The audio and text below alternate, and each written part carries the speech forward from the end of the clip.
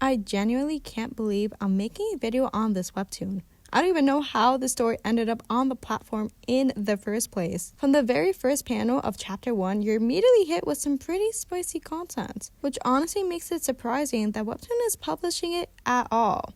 And I had a feeling going into this that it's going to be censored like crazy, which makes me even more confused considering this comic is well known and largely catered to its more explicit and spicy content. So I'm really curious on how they're going to get the point across without actually showing the full thing. The childhood friend complex starts with Hanul in middle school watching an adult film with her friends. She didn't really understand what was going on, but one thing she did take away from it is that she would love to share a passionate kiss one day with someone that she loves, like how the actors did in the film.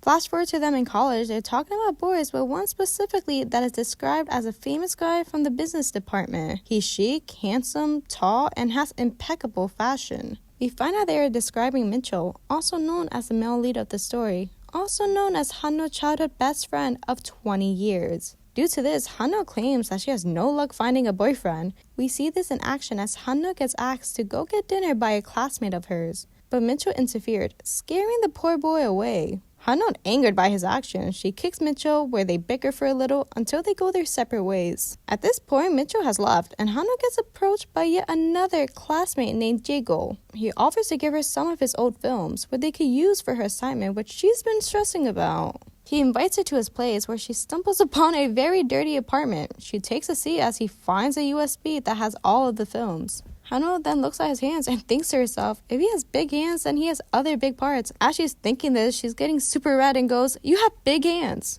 But then he responds with, "Yeah, I guess I'm pretty big everywhere," and then shows his hands, calling it big.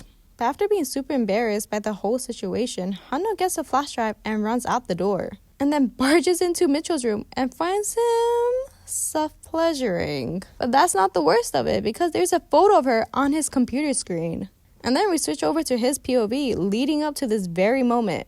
He gets a notification of a new video that was just posted. You know, that kind of video, the spicy ones. And out of curiosity, he decided to open it on his computer. And as he's doing the thing, he gets text messages upon text messages from Hanul. Upon reading the text messages, he realizes that she changed her profile photo and decides to full screen it to get a better look. And then she barges in at that exact moment. Thus, how her photo ended up on his monitor during his alone fun time. She quickly tries to leave, and Mitchell is trying to explain the whole situation, calling it a misunderstanding. And then he starts crying, saying, "Why won't you believe me? Why would I do that?" But seriously, how do you act after seeing not your friend, but your childhood best friend, more intimate life? Personally, things would never be the same. But that's just me. But as he's sitting thinking about his action, he thinks back to her face and reaction to the whole situation, and remembers how visibly uncomfortable she looked, and realized that he might have just lost his best friend. Also, can I just say that I actually love how the author is giving us the male lead's point of view, which is something that usually gets skipped over in stories like these. Most of the time, the guy is just there to exist, while the female lead does all of the emotional heavy lifting. But here, we actually see his feelings. And the fact that he's emotional and even cries within the first 2 chapters, it shows how much this friendship means to him. He's not brushing things off or acting cool. He genuinely feels bad about the whole situation and worries about hurting her. Hanno realizes that it was a misunderstanding and hopes to find Mitchell to talk it out. When she sees Mitchell, he is seen running away, trying to avoid her. And as she's running after him, a random pedestrian bumps into her and spills all of his coffee all over her white t-shirt. And as a Webtoon classic, the shirt is now see-through. So Mitchell, being overprotective, shoves his bag into her chest to cover up her now see-through shirt, grabs her hand as they head to an empty classroom. As they look for a spare shirt to change Hanul into, Hanul starts to feel uncomfortable in her coffee-drenched sticky shirt. So she decides to take it off, saying, "My top is off, so don't look this way when you hand me the shirts." And at this moment, Mitchell's friends walk into the classroom. The classroom where Hanul is shirtless and only an undergarment from the waist up. The timing in this webtoon is just hilarious because every embarrassing moment happens at the perfect time. There's no build-up, just immediate pure chaos. And I just want to point out that Mitchell is wearing a shirt that says, "You are my light and my darkness." Darkness comes as your breath surrounds me. Almost as a reflection of his relationship with Hanul. Someone who brings him comfort and warmth. His light. Trying to hide herself from the friend, Hanul gets stuck in the locker, unable to get out, where Mitchell has to pull her out while trying not to look at her since, she's shirtless. And once she pops out, you can guess what happens. It's just a classic. She lands right on top of him, with his face getting greeted by her chest. And he's getting all hot and bothered. It's funny because in chapter 2, Mitchell says how he isn't a melon guy. Well, Mitchell, you are one now. I am sure you are fond of melons now. But Hanul, being her bright, bubbly self, says she wants to apologize for what happened the day before. She just wants things to go back to normal, to how they've always been. But does that friendship actually go back to normal? Well, Mitchell was left standing there, realizing that for him, it can't. Because while Hanul is trying to reset everything, he's already crossed that invisible line. He's starting to see her differently. Not as his childhood friend, but as someone he's suddenly hyper-aware of. And Hanul is seen going through the same thing. She thinks back to Mitchell blushing and his chiseled abs, thinking that it's wrong to think of Mitchell this way. Thus, she concluded in order to stop thinking about Mitchell, she needs to see other boys and go on a group date. During this said group date, this random guy says he's interested in Hanul and asks her out. All while this is happening, Mitchell overhears this. The following day, Hanul decides to see this guy and get to know him before committing into a relationship.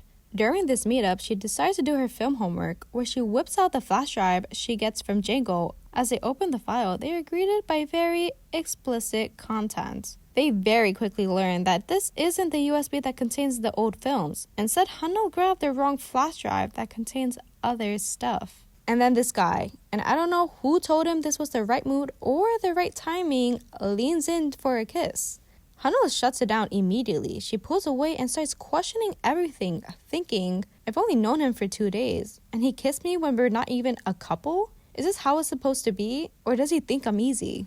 She doesn't romanticize the moment. She doesn't freeze or go along with it. She listens to her discomfort and leaves the apartment. If you remember from the first chapter, Hanul wants to share a passionate kiss one day with someone that she loves, like how the actors did in the film. So for her, this moment isn't romantic. It's rushed. It doesn't match what she imagined or wanted for herself. What I really appreciate about this scene is how realistic it feels for today's day and age. This kind of situation happens all the time, where there's this unspoken pressure to go with the flow or accept something just because it's expected. But the webtoon makes an important point here. You don't have to follow the script. Just because someone leans in doesn't mean you owe them anything. Feeling uncomfortable is enough of a reason to stop, to question it, and to walk away. And as Hanul runs away from the apartment, this guy chases behind her, grabs her wrist, begging her not to leave. Then they run into Jago, the USB guy. Jago sees the situation and wonders what's going on. And then the guy says that he was talking to his girlfriend, insinuating that Hanul is his girlfriend, and they started dating since yesterday. Which obviously isn't true. His tone and demeanor change, as if he's threatening Hanul. Jago intervenes, and then they get away from the harasser. As they get away, Hanul throws up into Jago's shirt, causing him to take off his shirt. Feeling bad, Hanul offers a coupon where Jago can make any 3 wishes. Then she scrambles to give him her jacket, which also has the USB drive. They talk about it for a while, and then they talk about Hanul's romantic fantasies. But then Jago uses one of his wishes to ask about this said romantic fantasy. And she mentions once again that she wants to share a passionate kiss with someone that she loves. Hanul then gets a text message from Mitchell asking her to come pick up the food that he received from her mom. She once again barges into his house and finds him shirtless. After the first time, you would think she learned her lesson on barging into his house. It doesn't hurt to knock before entering. Hanul, come on, we gotta be smarter. But we soon learned that they received the wrong bag. There's actually no food in the bag. Instead, there's very hard liquor.